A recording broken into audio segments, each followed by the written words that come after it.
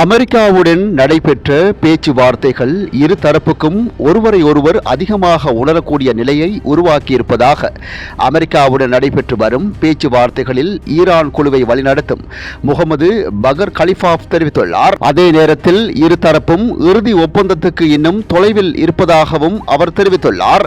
மேலும் முன்னேற்றம் ஏற்பட்டுள்ளதுடன் இன்னும் முக்கியமான இடைவெளிகள் உள்ளன. சில அடிப்படை பிரச்சனைகள் இன்னும் தீர்க்கப்படவில்லை என்றும் அவர் தெரிவித்துள்ளார். தேசிய நலன்களை அடைவதற்காக இராணுவ நடவடிக்கையும் தூதரக பேச்சுவார்த்தையும் இரண்டு முக்கியமானவை எனவும் அவர் தெரிவித்துள்ளார். அதேவேளை அமெரிக்கா சிறிய தவறு செய்தாலும் நாங்கள் வலிமையுடன் பதிலளிப்போம் என எச்சரித்துள்ளார். அமெரிக்காவை விட ஈரான் தந்திர ரீதியாக மேலான நிலை பெற்றுள்ளதாகவும் அவர் கூறியுள்ளார். நாம் எதிரியை முழுமையாக அளிக்கவில்லை. அவர்களிடம் இன்னும் பணமும் ஆயுதமும் உள்ளது. ஆனால் தந்திர ரீதியாக அவர்கள் எங்களிடம் தோல்வி அடைந்துள்ளதாக அவர் தெரிவித்துள்ளார். கடைசி பேச்சுவார்த்தை சுற்றில் பாகிஸ்தானில் அமெரிக்க துணை ஜனாதிபதி ஜே.டி. வான்ஸுக்கு ஈரானுக்கு அமெரிக்காவை நம்பிக்கை இல்லை என்பதை தெரிவித்ததாகவும் அவர் கூறியுள்ளார். அமெரிக்கா ஈரானிய மக்களின் நம்பிக்கையை பெற வேண்டும் எனவும் அவர் வலியுறுத்தியுள்ளார்.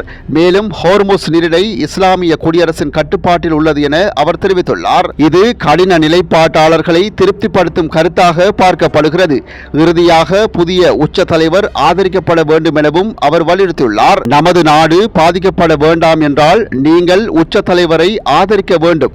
இன்று அது நமது கடமை என அவர் கூறியுள்ளார்.